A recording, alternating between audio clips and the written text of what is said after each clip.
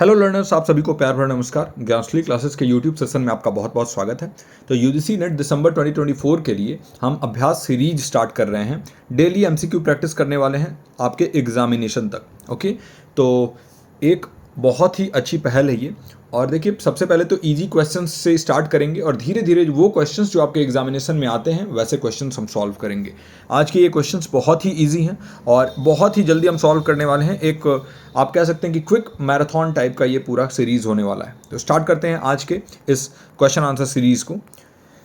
पहला क्वेश्चन है, which of the following is the first step in the process of communication. बताइए, संचार की प्रक्रिया में पहला कदम क्या होता है।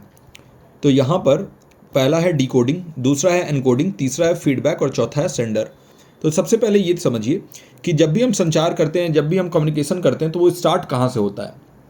एक पर्सन होते हैं और इनके दिमाग में कोई थॉट आता है, कोई आइडिया आता है, कोई इन्फॉर्मेशन अगर इनके पास है और इसको ये शेयर करना चाहते हैं। तो यानी कि जो शेयर करने वाले पर्सन है उसको हम क्या कहते हैं, सेंडर। इसमें कन्फ्यूजन ये हो सकता है कि देखिए, एनकोडिंग और सेंडर, इसमें यहाँ पर कन्फ्यूजन हो सकता है। एनकोडिंग भी कई लोग मानेंगे कि ये पहला स्टेप है और सेंडर भी पहला स्टेप है मानेंगे। तो एक बात समझिए कि देखिए, एनकोडिंग जो होता है ना, वो सेंडर डिसाइड होने के बाद ही तो होता है। यानी सेंडर को सबसे पहले ये डिसाइड करना होगा कि मुझे मैसेज भेजना है और क्या भेजना है, और ये जो है डिसाइड करने के बाद ही वो एनकोडिंग करते हैं। मतलब उनके दिमाग में जो थॉट आ रहा है उसको वो शब्दों में गढ़ेंगे। तो यानी कि फर्स्ट स्टेप इज सेंडर। ये सेंडर जो है, ये पहला स्टेप, पहले पायदान पर ये रहते हैं। सेकंड पे फिर एनकोडिंग आ जाएगा और उसके बाद से सेंडिंग द मैसेज, फिर रिसीवर रिसीव करते हैं, फिर उसको डी कोड करते हैं और फिर वो फीडबैक सेंड करते हैं। Okay, so D sender is the correct answer. प्रेषक इसके सही उत्तर होगा। स्टार्ट करते हैं। सेकंड क्वेश्चन जो है, इन कम्युनिकेशन एनकोडिंग का मतलब क्या होता है। बताइए, संचार में एनकोडिंग का क्या तात्पर्य है। पहले ही हमने डिस्कस किया हुआ है कई बार और बहुत ही इजी क्वेश्चन है। देखिए, जब हम मैसेज को बनाते हैं अपने थॉट से, उसको शब्दों के इस्तेमाल से एक रूप देते हैं, है ना, एक फॉर्म देते हैं, उसको हम कहते हैं क्या, उसको हम कहते हैं एनकोडिंग, यानी converting the message into symbols. Okay, तो ये होगा आपका कि संदेश को प्रतीकों में परिवर्तन करना। और प्रतीक कैसे हो सकते हैं, या तो ये शब्द हो सकते हैं या फिर कोई भी सिंबल हो सकता है, कोई पिक्चर हो सकता है, कुछ भी आप सेंड कर सकते हैं। तो 20 का करेक्ट आंसर हो जाएगा। संदेश प्राप्त करने का जो प्रोसेस होता है, तो ये जो है एनकोडिंग नहीं होता है। दूसरा है फीडबैक प्रोवाइड करने वाला भी एनकोडिंग नहीं होता है। और नॉइज़ इंटरफेरेंस जो होता है इसको, तो ये तो एक बैरियर होता है। तो इसका जो करेक्ट आंसर हो जाएगा वो होगा बी। अगला है, ये भी बहुत इजी क्वेश्चन है, which of the following is considered a barrier in effective communication. बताइए, प्रभावी संचार में एक बैरियर, एक अवरोध के तौर पे क्या काम करता है। बताइए, इनमें से कौन सा है।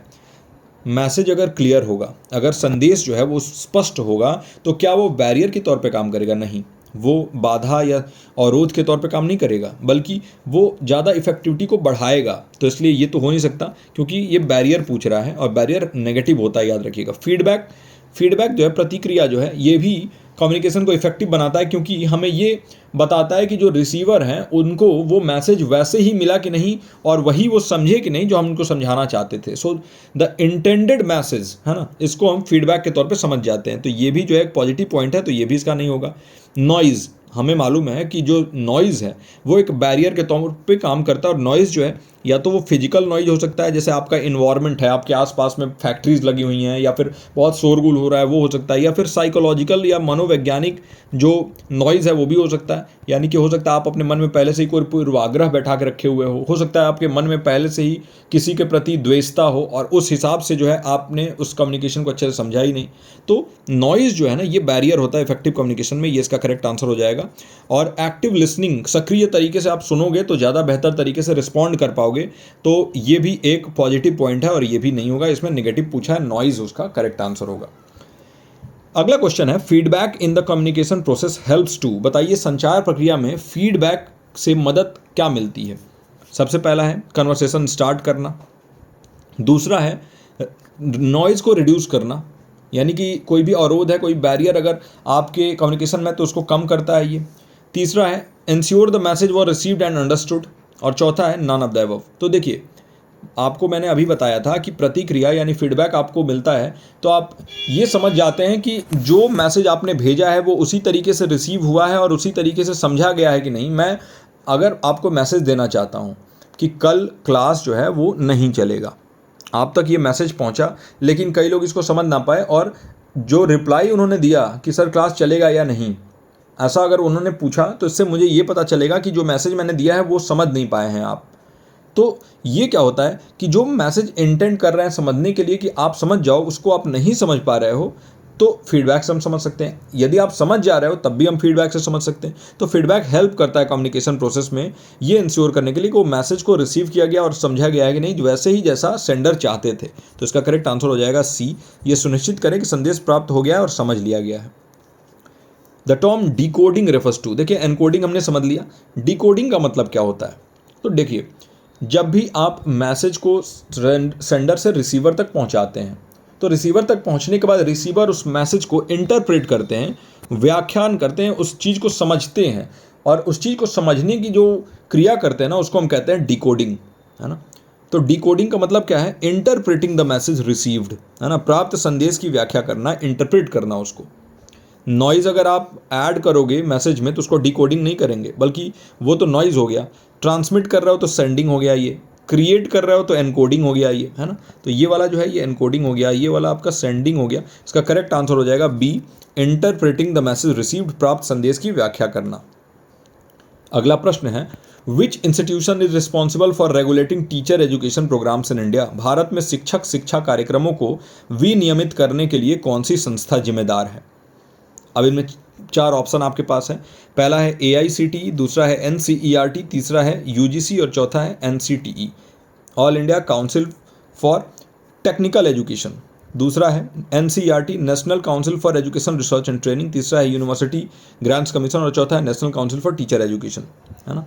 तो देखिए, इनमें जो करेक्ट आंसर होगा, बताइए कौन सा शिक्षक शिक्षा कार्यक्रमों को विनियमित करने के लिए बनाया गया है। तो अगर शिक्षक शिक्षा कार्यक्रमों के बारे में बात करें तो टीचर एजुकेशन के बारे में हम बात करेंगे, और टीचर एजुकेशन के बारे में यानी national council for teacher education NCT, इसको बनाया गया है टीचर एजुकेशन प्रोग्राम्स को रेगुलेट करने के लिए, भारत में इसका प्रबंधन करने के लिए कि इसमें क्या क्या नियम होंगे, मिनिमम क्वालिफिकेशन क्या होगा, ये सारी चीज़ें जो है NCT डिसाइड करता है। तो NCT इसका करेक्ट आंसर हो जाएगा। अगला प्रश्न है, निम्नलिखित में से किस समिति ने उच्च शिक्षा में उत्कृष्टता को बढ़ावा देने के लिए विश्वविद्यालयों का एक नेटवर्क स्थापित करने की सिफारिश की? बताइए, which of the following committees recommended the establishment of a network of universities to promote excellence in higher education? बताइए, पहला है आपका कोठारी आयोग यानी कोठारी कमीशन, दूसरा है राष्ट्रीय ज्ञान आयोग यानी नेशनल नॉलेज कमीशन, तीसरा है मुडलियर कमीशन मुदलियर आयोग, और चौथा है यूनिवर्सिटी ग्रांट्स कमीशन विश्वविद्यालय अनुदान आयोग।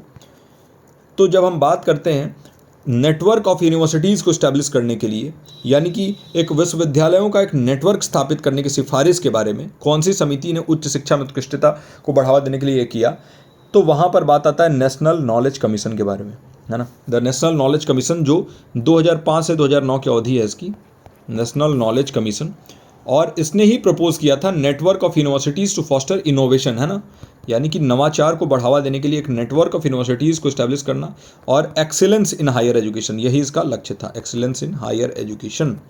तो जो इसका करेक्ट आंसर होगा वो होगा नेशनल नॉलेज कमीशन। इसमें आप विश्वविद्यालय अनुदान आयोग अगर लगा के आओगे तो आपका गलत हो जाएगा, राष्ट्रीय ज्ञान आयोग इसका सही उत्तर है।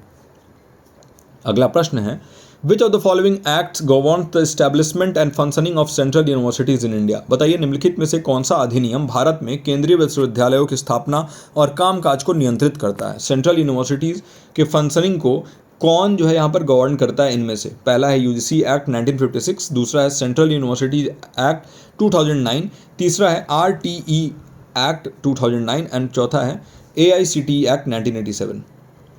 तो अगर हम बात करें सेंट्रल यूनिवर्सिटीज़ को गवर्न करने के बारे में, तो सेंट्रल यूनिवर्सिटीज़ एक्ट 2009 ये गवर्न करता है, ये प्रोवाइड करता है इस्टेब्लिशमेंट और रेगुलेशन सेंट्रल यूनिवर्सिटीज़ का भारत में कैसे होगा, और ये सारी चीज़ें जो है यही डिसाइड करता है सेंट्रल यूनिवर्सिटीज़ एक्ट। तो बी इसका करेक्ट आंसर हो जाएगा, केंद्रीय विश्वविद्यालय अधिनियम 2009, है ना। अगला प्रश्न है, which of the following is a major green house gas responsible for global warming? बताइए, इनमें से कौन सा ग्लोबल वार्मिंग के लिए जिम्मेदार प्रमुख ग्रीन हाउस गैस है? बहुत ही इजी क्वेश्चन है, कई बार डिस्कस किया जा चुका है ये। पहला है ऑक्सीजन, दूसरा है नाइट्रोजन, तीसरा है मीथेन और चौथा है हीलियम।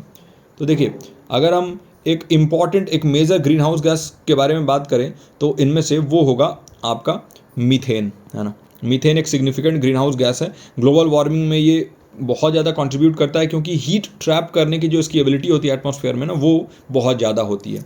इसको हम CH4 के भी नाम से जानते हैं, है ना। तो ये इसका करेक्ट आंसर हो जाएगा, है ना, मीथेन। ओके, चलिए नेक्स्ट क्वेश्चन पे चलते हैं। The Kyoto protocol is associated with, बताइए क्योटो प्रोटोकॉल किससे संबंधित है।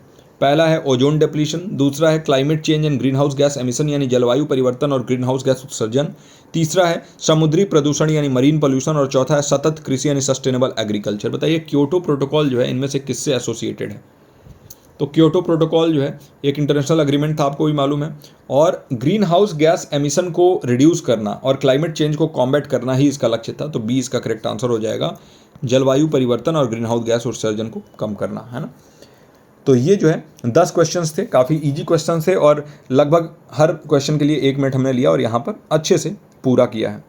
तो चलिए इस वीडियो में यहीं तक। आई होप कि आपको जो है कुछ आपके बेसिक जो भी होंगे कॉन्सेप्ट्स वो ब्रशअप हुए होंगे। मैं मिलता हूँ आपसे अगले वीडियो में। धीरे धीरे क्वेश्चंस के लेवल को बढ़ाएंगे, क्योंकि हमारे पास बहुत टाइम है एग्जामिनेशन तक, और हम प्रैक्टिस करते हुए हर एक क्वेश्चन, हर एक टॉपिक को टच करेंगे। तो बहुत बहुत धन्यवाद। मैं मिलता हूँ आपसे अगले वीडियो में। टिल देन आप अपना और अपनों का ख्याल रखिए। नमस्कार।